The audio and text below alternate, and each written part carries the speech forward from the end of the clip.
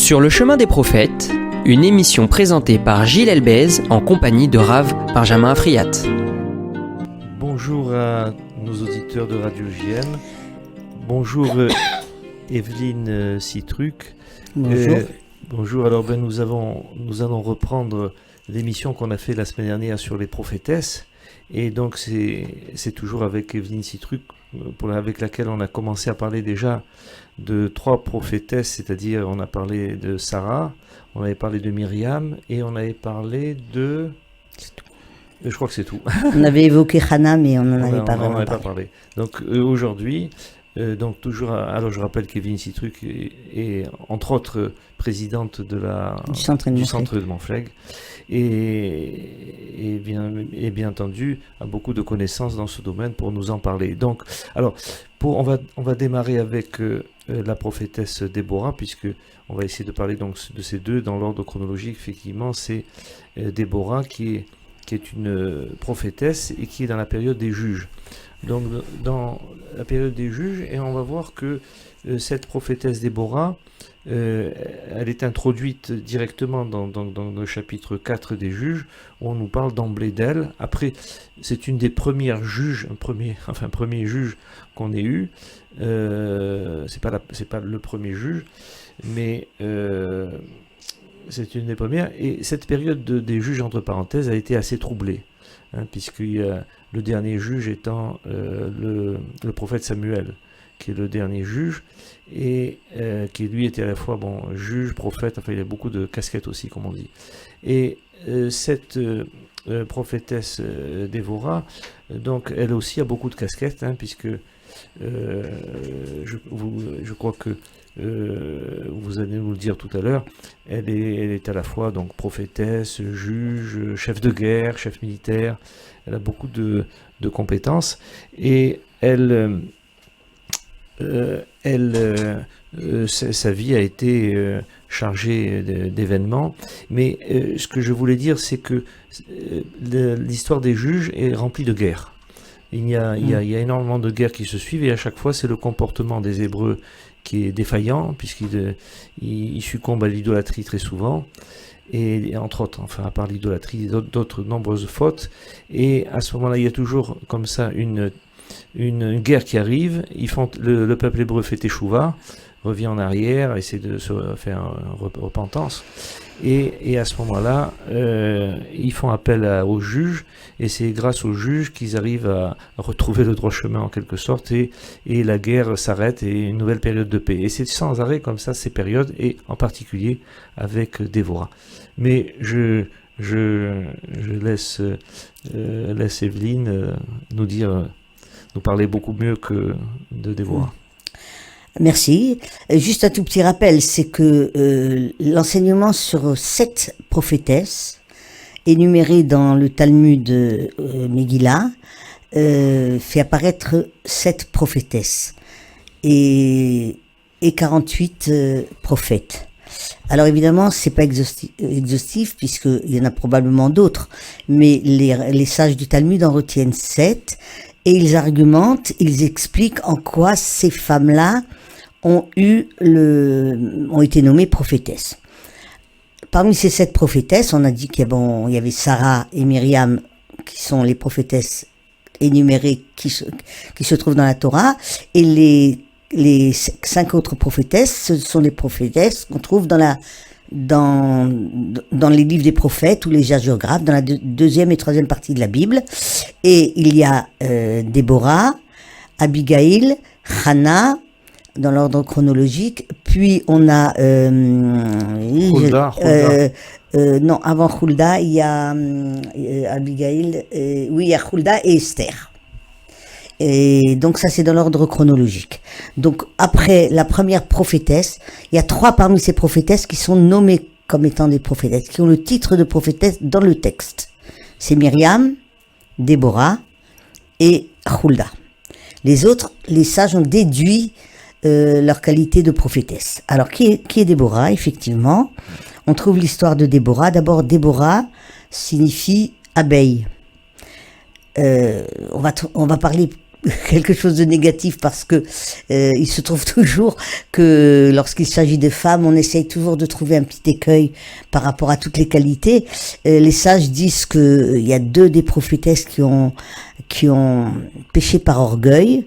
J'ai pas trouvé où, mais effectivement, si les sages le disent, ce sont Déborah et Hulda qui ont un nom qui est péjoratif. Il l'appelle la guêpe, pas l'abeille, parce que l'abeille c'est pas, et Hulda qui est une belette. Oui, alors en fait les commentateurs disent que s'ils sont appelés comme ça, c'est parce que il y a une espèce de petite faute évidemment de un petit péché d'orgueil, dans la mesure où quand elles sont allées voir le roi, donc pour Hulda, elles n'ont pas, le roi ou un personnage important en tout cas, au lieu d'aller elles-mêmes le voir, elles ont envoyé quelqu'un d'autre à leur place. Et c'est ça qui leur a été reproché, disons, de ne pas avoir... Enfin, bon, voilà, et pour Déborah, c'est son attitude vis-à-vis de Barak. De Barak, c'est ça. Voilà. Oui, le même. Alors on va raconter l'histoire de Déborah très rapidement. Alors l'histoire de Déborah se trouve dans les Juges chapitre 4, donc vraiment au début au début des juges. On sait qu'à cette époque-là, c'est les juges qui régnaient sur la terre. Et comme vous avez très très bien dit, cette période est complètement pavée de fautes, de détournements, voilà. Et chaque fois Dieu promet la punition, ils reviennent. Et ils font un repentir et vient le suivant qui peut être meilleur, puis ce suivant qui est nouveau mauvais, etc. Donc les juges, on est encore à une nouvelle, on va dire nation, et que les Hébreux sont encore en train d'apprendre à diriger. Hein, donc voilà. Donc on est dans le chapitre 4 des Juges. On sait que le livre des Juges, c'est le 2e livre des prophètes, puisqu'on a Josué, le premier livre, et les Juges ensuite. Et on raconte l'histoire de Déborah, qui était, le texte le dit comme ça. Je vais chercher tout de suite la traduction. Les enfants d'Israël recommencèrent à mécontenter l'Éternel après la mort d'Achod. Et l'Éternel les livra au pouvoir de Jabin, roi cananéen, qui régnait à Sor. Alors qu'est-ce que fait Dieu pour les punir? En général, il envoie des ennemis leur faire la guerre. Et à ce moment-là, le peuple retourne, prie Dieu pour qu'il leur donne les victoires et qu'ils soient pas perdants. Et qui avait pour général Sisera, qui est un ennemi d'Israël. Et on dit où il vécut, et les enfants d'Israël implorèrent le Seigneur, car ce roi avait 900 chariots de guerre, il était très puissant, et molestait durement pendant 20 ans les enfants d'Israël. C'est-à-dire la guerre, elle a duré 20 ans, à ce moment où apparaît Déborah. Et dans le verset 4, on dit « Or Déborah, une prophétesse, femme de Lapidote, gouvernait Israël à cette époque. » Donc là intervient une femme, c'est la première fois qu'on le voit dans l'ordre, on va dire, de la direction du pays, c'est Déborah, qui est une prophétesse, donc elle est appelée comme ça dans le texte, et qui régnait elle régnait au pied d'un palmier de Déborah. On a l'habitude de dire le palmier de Déborah. C'est là qu'elle recevait audience, c'est là qu'on venait la trouver. Donc on va voir qu'est-ce que ça signifie. Alors on va commencer par dire Eshet Lapidote, si on fait une traduction littérale, ça veut dire la femme d'un homme qui se serait appelé Lapidote. Mais les commentateurs disent non, Lapidote c'est un nom commun. Ça signifie des torches. Et le Midrash dit que elle tressait des torches ou des flammes et à travers ces flammes, son visage se brillait. Et elle prophétisait comme son visage s'enflammait, et c'est à ce moment-là qu'elle prophétisait. Et elle apportait ses mèches après dans le sanctuaire. Donc ça, c'est la première explication. Mais ça ne signifie pas que pour autant qu'elle était prophète. Mais et lui attribue ça comme un mérite. Et elle voulait augmenter la lumière, c'est-à-dire que le peuple d'Israël était dans les ténèbres, ils étaient en train d'être vaincus par le général Sisera, et elle apportait cette lumière grâce à ses torches. Alors ça, c'est son qualificatif, on va dire, de la manière de juger. Ensuite, on disait qu'elle jugeait en dessous d'un palmier parce qu'elle faisait un jugement public. Alors, il y avait deux manières de l'interpréter. La première manière de l'interpréter, que retiennent beaucoup les sages, c'est qu'elle avait de la pudeur. Elle ne voulait pas s'enfermer et elle rendait toujours un jugement public. Donc, c'était au-dessous d'un palmier et pas dans une sphère privée où elle aurait pu recevoir des gens et des personnes, et que ça aurait pu être considéré comme quelque chose d'impudique. Alors ça, c'est aussi une des qualités qu'avait Déborah. Mais on n'est toujours pas dans cette qualité de prophétie. Et on est dans la manière dont elle rendait les jugements, donc la manière dont elle régnait.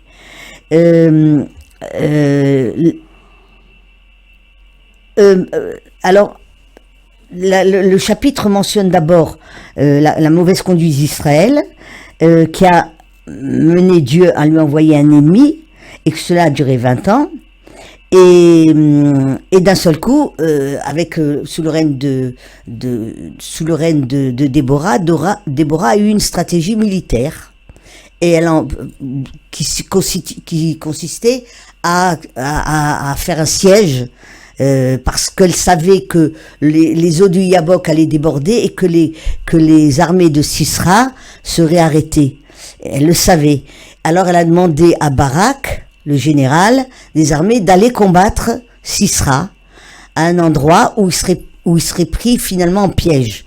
Et là où Barak lui a dit non, je n'irai pas seul, je n'irai qu'avec toi.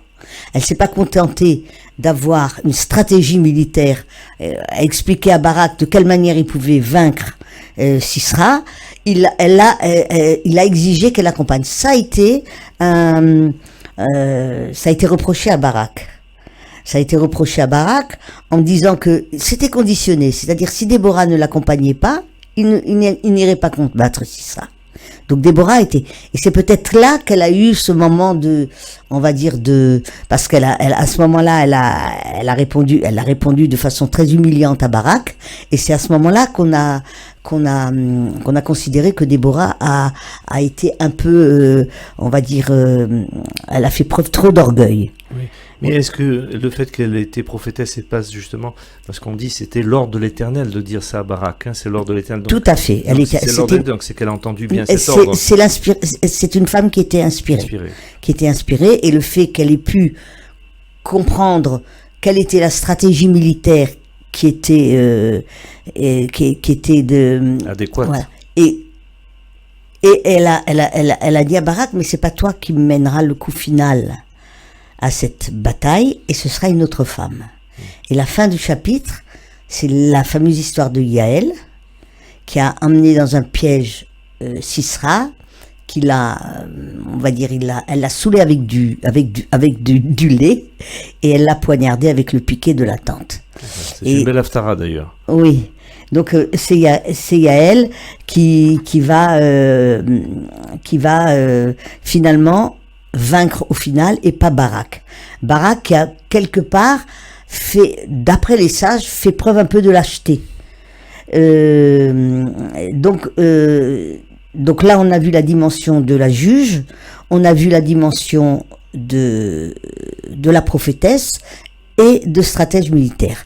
On ne voit pas d'autres exemple de femmes qui réunit l'ensemble, même pas des hommes. C'est-à-dire que, par principe, les hommes de guerre ne sont pas les rois, et les rois ne sont pas les prêtres, et ne sont pas les prophètes. Je crois que le micro marche. Et les rois ne sont pas les prophètes. Les pouvoirs sont séparés. Là, on a l'impression que Déborah réunit les trois rôles.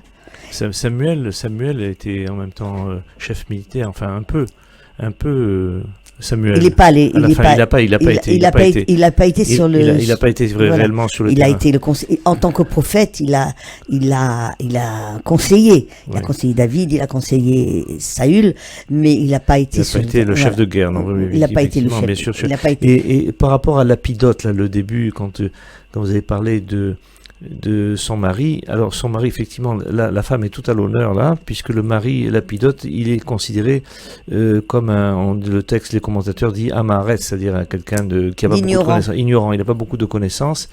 Et je crois qu'un commentaire dit que même c'est sa femme qui en fait l'envoyait aller tresser tresser pour qu'il aille faire quelque chose de positif, disons sur le plan religieux.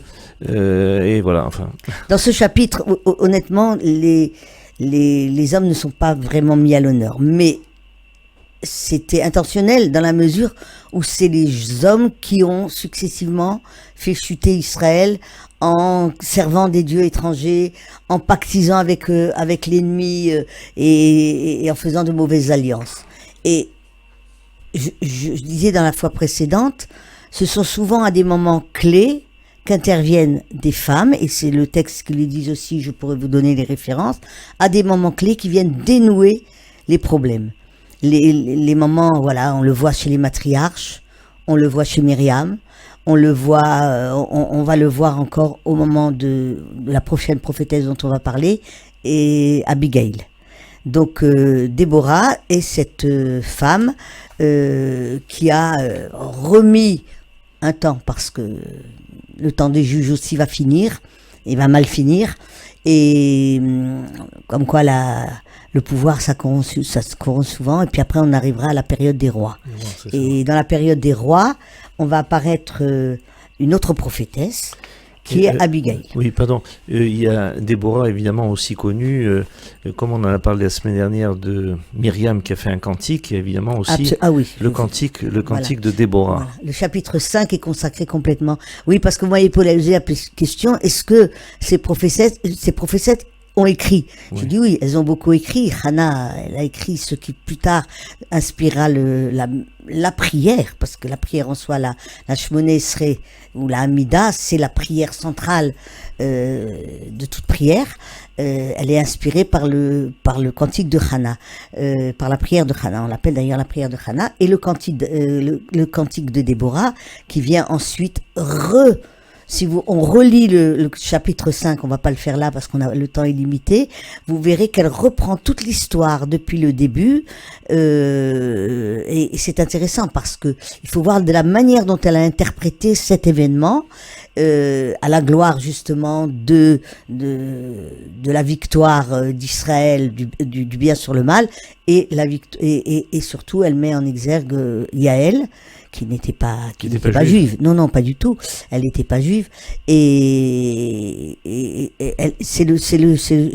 Déborah pour l'histoire de Déborah constitue 2 chapitres du livre des. Alors c'est encore une femme qui est à l'honneur, hein, Yaël, dans ce passage. Hein. Oui, Yaël est à l'honneur, et parce que c'est elle qui a tué Sisra, et qui elle avait bien compris, mais elle n'a pas été prophétesse. Non. Alors, pas parce qu'elle n'est pas juive, je ne sais pas pourquoi, elle est peut-être reconnue comme prophétesse, mais pas dans ce texte-là.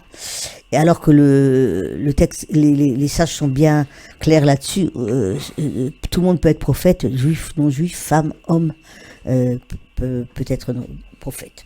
Même prophétiser pour Israël. Oui. Oui, alors on va peut-être donc passer un peu à Abigail. Alors c'est un peu plus loin dans l'histoire, puisque c'est au moment de donc ça c'est plutôt dans les chapitres des rois, hein. Le roi du deuxième livre des rois. Mélachim, Beth. Alors pour situer un peu la période d'Abigail, donc c'est le moment où David n'est pas encore intronisé comme roi.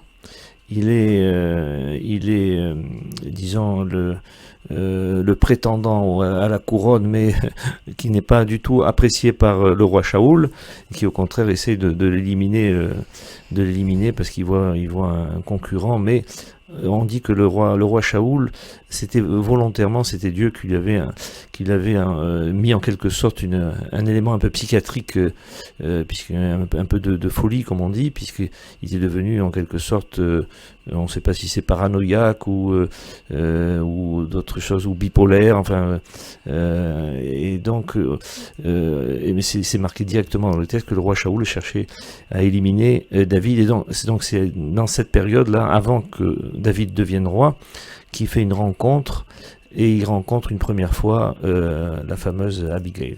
Oui. Alors ça c'est intéressant aussi, donc vous l'avez bien dit, dans Samuel, c'est dans Samuel, dans le livre de Samuel, premier livre de Samuel, chapitre 25,